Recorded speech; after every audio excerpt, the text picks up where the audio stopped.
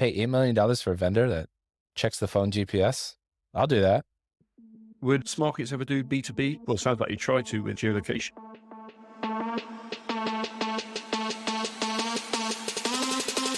Hello, everybody. I am Jason Trost, the host of Business of Betting Podcast. Today, I'm joined with Brad Allen, a repeat guest. He's going to bring his A game. He's going to up his level from before, which is already fantastic. But he's now also a professional podcast host, hosting Zero Latency. It's a great podcast. If you don't know it, you should check it out. We're actually going to cross-post this on his podcast feed as well as my podcast feed. So definitely check that out. The other episodes, I was listening to them. They're great. He's shooting for, I think, a 20-minute slot. So it's kind of like a short hit to the day. Well, actually, Brad, why don't you, well, first of all, welcome back to the podcast. Thank you. Thank you. Why don't you introduce your podcast to all of our listeners? Yeah, it's meant to be 20 minutes long because honestly, the main feedback I get is that people like how short it is. Like that, nobody ever says the content's good. They just go, that was quick. That was good. Yeah, it's just meant to be a bit of an accompaniment to the EKG Line newsletter. So it's just highlighting some of the research we do at Eilers and then talk to interesting people like you today. Or we had Tom Waterhouse last week, Joe Asher before. So yeah, just interesting people from the industry as well. I listened to those. Those are both great episodes. Before we get into the podcasting, how's your new job? It's not that new anymore. Okay, newish. Yeah, over a year. No good. New job smell anymore? No new job smell. It's not that similar to journalism. Like you're still analyzing the industry, still talking to people. I'm still writing it in a newsletter as well as reports. So it's a little bit harder to, instead of asking questions to people all the time, I have to form original thoughts, which takes more effort, I think, or is harder for me at least. But, I'm getting there. Yeah. Great. I can never pronounce the name. I'm sure I'm not alone, which I appreciate you calling it EKG. But, even as somebody that speaks a little bit of German and French, like I look at that Dutch name, I'm like, I'm not trying that thing. I find it very, looking at that name, I'm quite intimidated. It's a nightmare, like explaining, I'm doing like a remote work trip at the minute and explaining to people you work for Eilers and Krejcik that they're like, look at you like you've just speaking gobbledygook. EKG. Cool. Well, on the prep call, you said you had some questions for me. So a little bit of host on host action like we did with Jesse. So why don't you kick off by asking your favorite podcast host some of your questions that are near and dear to your heart? Well, yeah, this is why I wanted to do the crossover episode because you said, well, you want to talk. I said, well, I've got some things I'd like to ask you about. Let's cross. This is the quote from the Earnings and More newsletter, which says there's a pause on Smarkets' US expansion plans where it launched the SBK Sportsbook in Indiana and Colorado. But the company said this was not goodbye to America. We are committed to re-engaging with a better and stronger product. So pausing US expansion for now. Well, yeah, what's the plan essentially? Well, America's it's going to be pretty big. I don't know if you've heard about it, but it's this kind of like little colony. I think they became independent. The economy's not too bad. It's growing. A little tongue in cheek there about my beautiful country. So what happened basically was we raised $30 million in 2021, like a lot of tech companies when the money was good. And like a lot of good tech entrepreneurs, I spent it all for good reason. I mean, we basically doubled our headcount. We doubled or tripled our marketing spend, which is the point of raising money in the first place. The big thing that we learned was that the money didn't go as far as we thought it would. And also the efficacy of the stuff that we invested in didn't have the return that we wanted it to.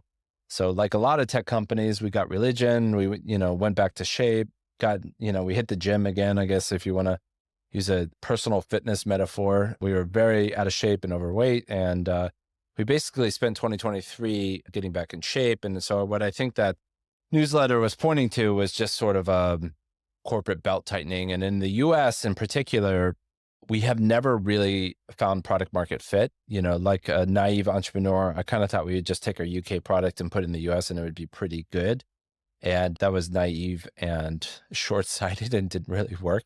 On the positive side, I would say by accident or by foresight, we made two really good decisions in the United States. One, originally when we had the money, the $30 million, we thought, hey, let's go to 6-7 states. Like, these things are expensive. Like our bottleneck is market access, as it's politely called, or legal, I don't know what you would call it, larceny, or extortion or monopolistic abuse or anti-American behavior, we basically have to pay casinos in order to offer a product in the state, which is a complete and utter bullshit kind of racket. But anyway, that's the situation in the United States. So we thought, hey, let's take, 10, 20 million and add 5 or 6 states. We didn't do that.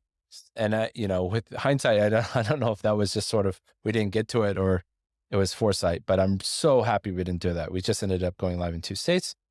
And the second thing that was good in hindsight is we never really started the marketing engine going in the United States. Like we did a few sort of like small level experiments and stuff, but we never invested, I think some companies were paying $700 customer acquisition costs in the United States. And we never ended up doing that. So yeah, general corporate belt tightening. We still believe in the US. We've been doing some small level experiments in the United States to try to get that product market fit going. I kind of liken it to, like Wendy's trying to roll out a new sandwich. You kind of have a test market. You got to tweak the recipe to make sure people like the chicken sandwich. So we're still working on the recipe. And once the recipe is good, like the spicy chicken sandwich that Dave rolled out at Wendy's, we will be ready to get back into the United States. We're still live in Indiana and Colorado. So if you want to check out SBK there, you can go check it out. But I'm not happy with it yet. We're close, but it's not the best sandwich yet. What sort of experiments have you been doing? Like, what have you learned? What have you tweaked?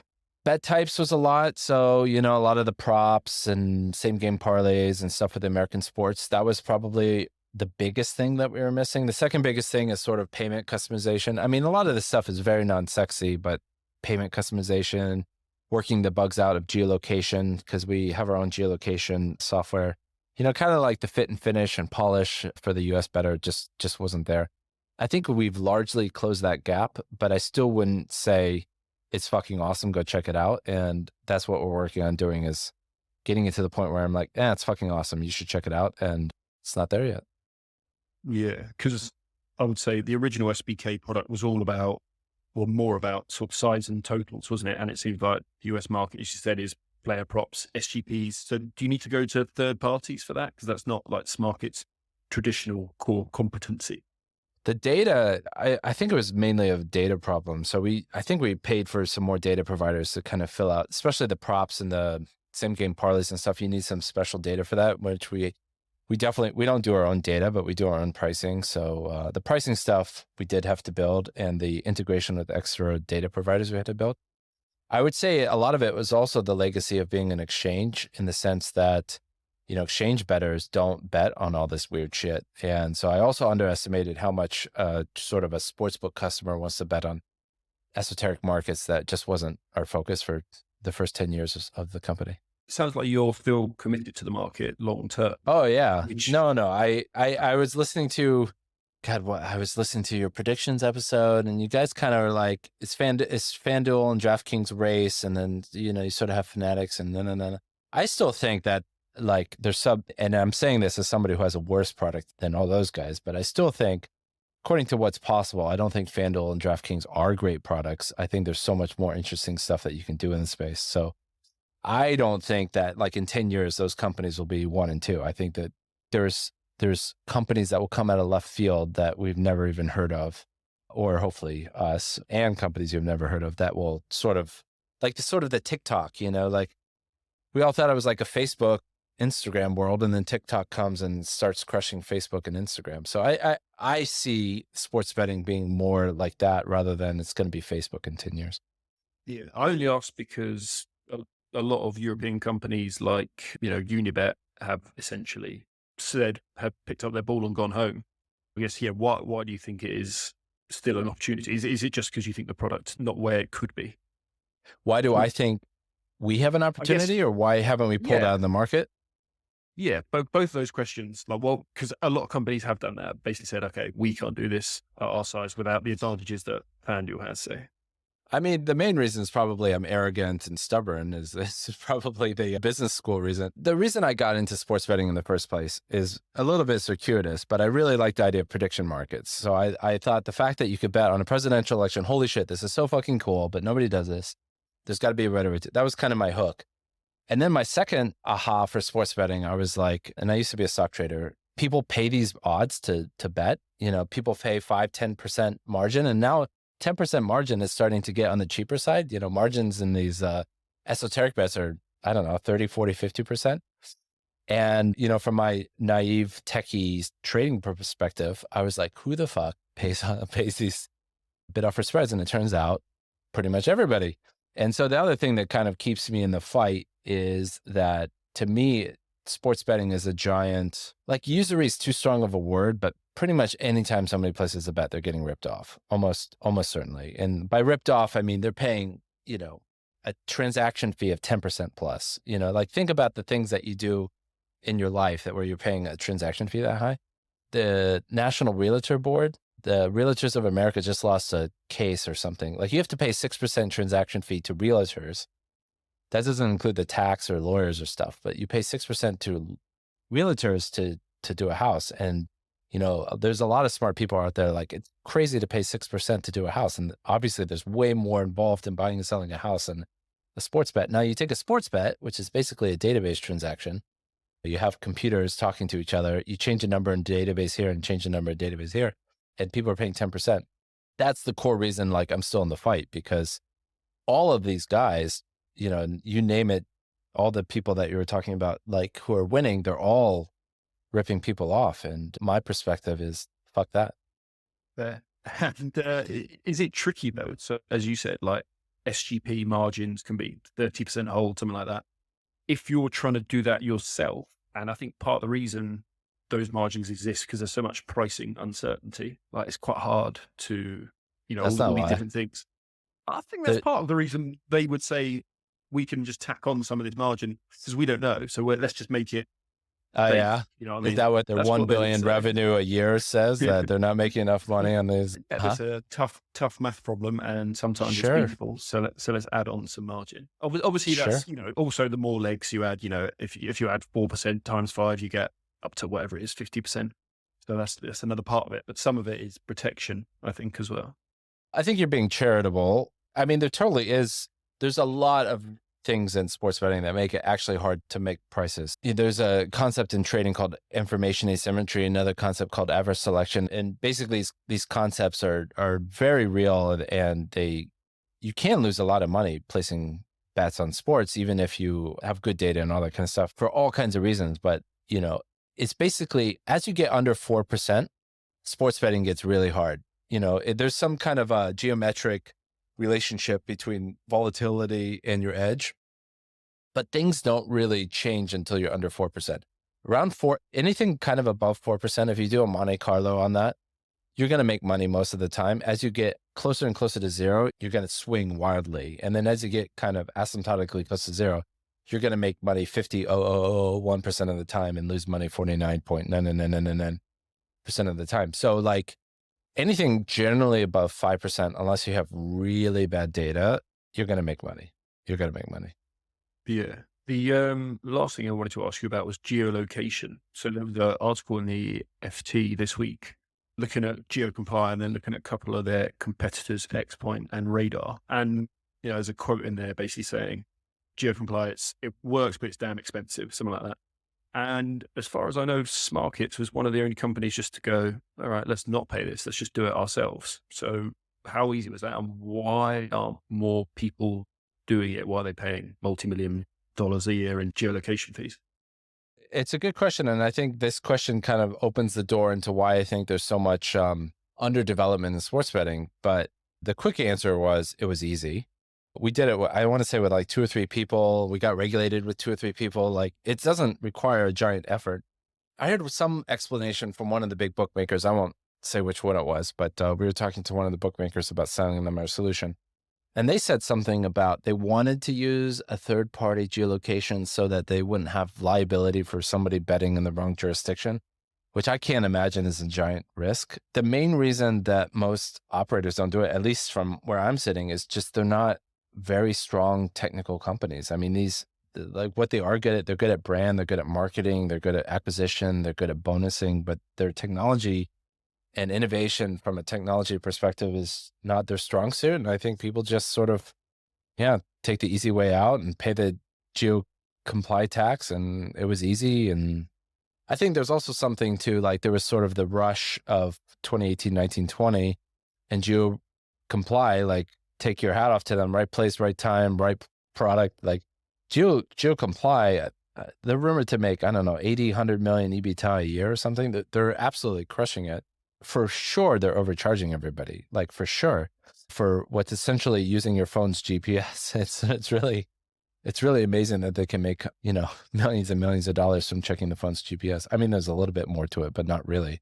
I think it's a good insight into the industry, and it's so backwards. So I think people shouldn't use, but I mean, maybe X Point's a solution, but I think there's probably an element of you don't get fired for buying IBM, right? Like, yeah, that quote is in the FT is the damn thing works, but it's expensive. And I think that's probably the point. Like, yes, right, tick that box, that's sorted. We don't have to worry about that if we just do a GeoComply. But I was talking to another operator, and they will go nameless, and they were saying that if you look at the marginal cost of betting, so you have to pay your federal excise tax, which I think is 25 basis points per stake for every bet.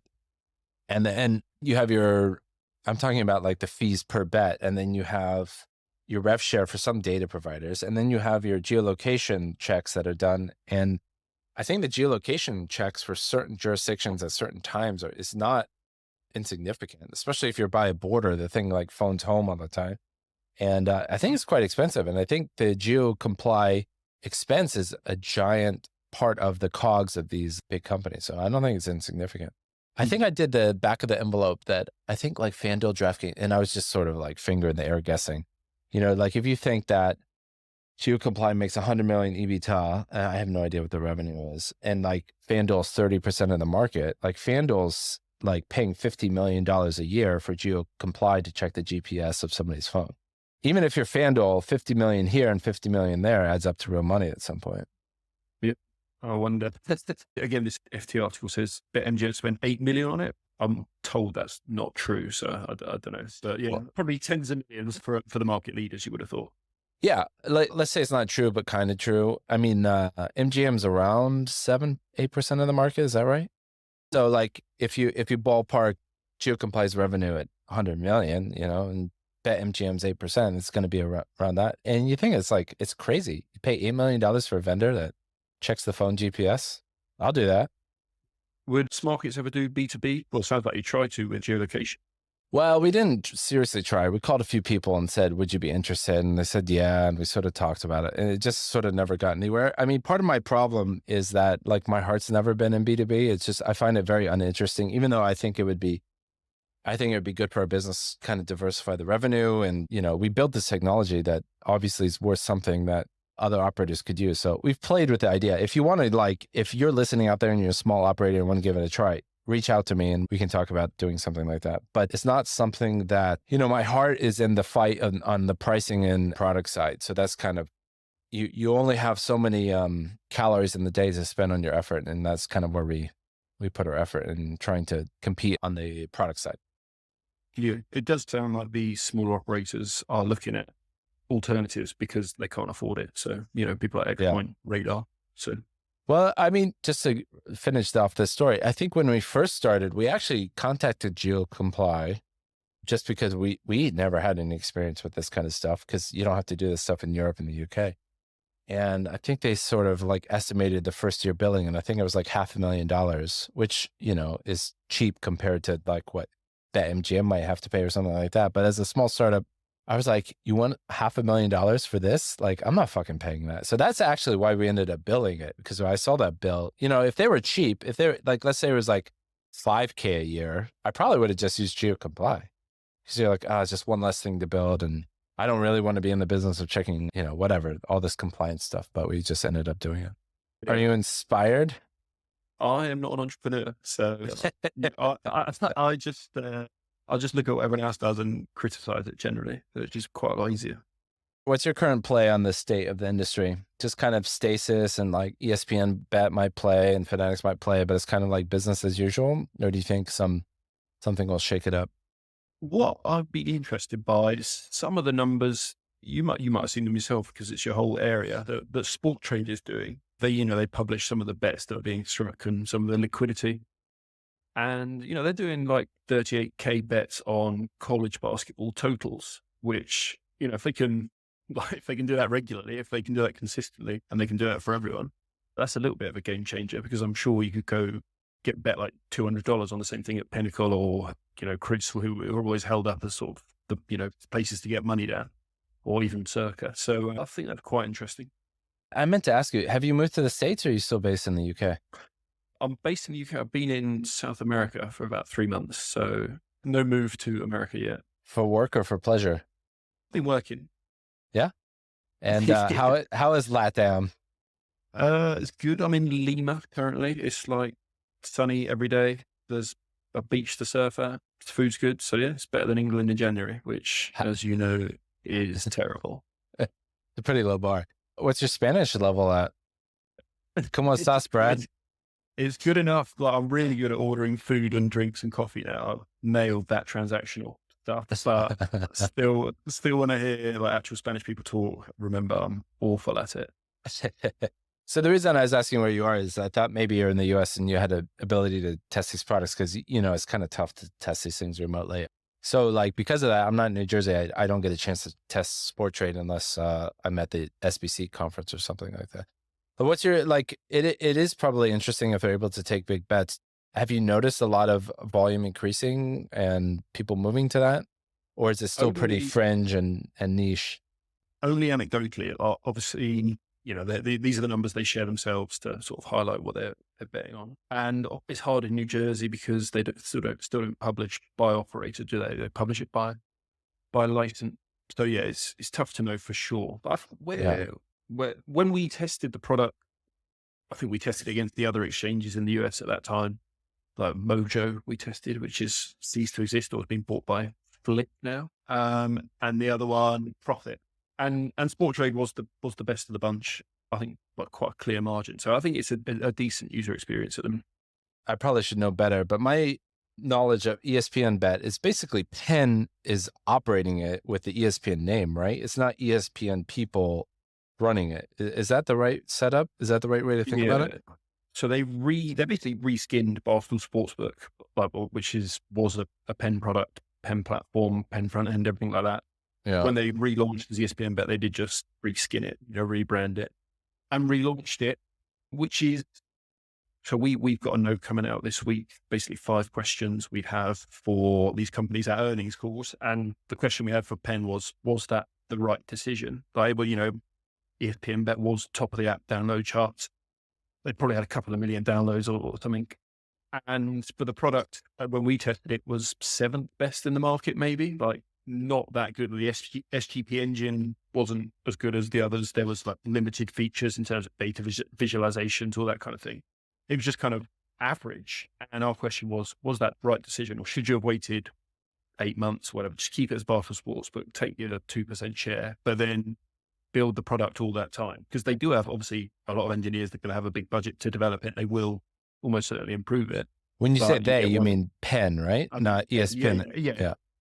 Obviously, Penn keeps saying how integrated they are with ESPN. That everyone on the ESPN side, the content side, they're working hard. They're keen to market it, which they have to say that. And that's going to be an important question. How involved they are? Do they care, or do they just want their 200 million a year, or whatever they get? They made this massive. They got these 2 million downloads, but the product's not that good. So what's retention going to be like? Is obviously the big question. Yeah, and especially when they've already cut their sign up bonus, I think from 200 to 100. So now I think we're going to start to see in the months ahead, do people actually stick around when they're not getting free money on a sort of average product? From my perspective, they clearly should have waited because that's one of the things we did with our 2021 money is that it's really easy to go acquire people. Funnily enough, people like free money. So if you pay people to do something, they will do it. So we had some pretty frothy bonuses. We had tens of thousands sign up, but the real rubber meeting the road is like, do they stay or not stay? And I think it was on one of your podcasts, the podcast I was talking about the launch of ESPN Bet. I don't know if you or your guest said that if the experience is good enough to kind of keep them, the first impressions matter. And I totally agree. Like people are only going to try the ESPN Bet once probably, unless somebody comes back and like, dude, you got to try it. Unless they have somebody saying, dude, you got to try this app, like those people won't come back. So it's probably too early for a boring, not that interesting app, but we'll see. My perspective is ESPN just wants the 200 million. I don't think they really want to do sports betting. Yeah, Penn knows that. Like they keep saying in earnings calls, like, "Oh, these guys are bought in. Like they were so excited to market this," which is when you think about it, like, They're not bought in, they're an affiliate. It's the ESPN yeah. affiliate. Like if you're an ESPN personality, are you really thrilled to be doing some betting ads? Like, No.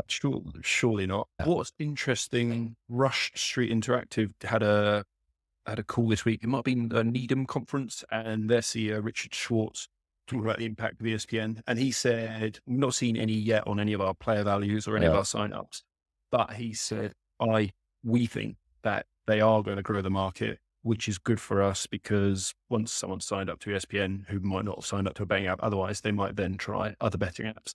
Yeah. Again, I think It's that the might be just marijuana of sports betting is what you're saying.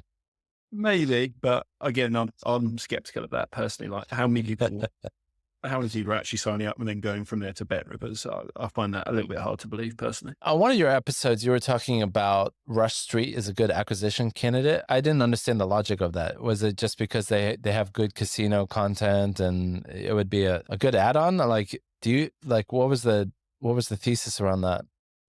I think it's just that they've been rumored to be like everyone. I think a lot of people have looked to them and kicked the tires.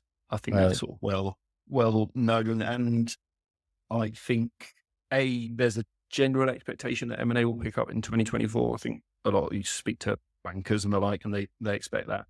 And then obviously the DraftKings Golden Nugget deal, although I think it may have been expensive and paid in stock, and I think that's generally considered a success for DraftKings in terms of their online casino market share and product. And Rush Street could feasibly be a kind of similar deal for one of the big players. Yeah. Fantastic. Great. What do you want to be when you grow up, Brad? What do I want to be when I grow up? I don't know. I like my job, which I guess makes me somewhat. I don't know. I spend my time thinking about gambling anyway. So you're saying you've peaked. You have no dreams. It's all downhill from here. I don't know what's next for me. You want to be alive when you grow up? Yeah, I don't know. Well, it's a different problem, isn't it? What next if you already sort of like what you do? Anyway, thank you very much for stopping by. I like the host on host action. Good luck with Zero Latency. Everybody should check it out. Brad does a really nice job with interesting guests, so highly recommend that. And thanks everybody for listening, and see you again next week.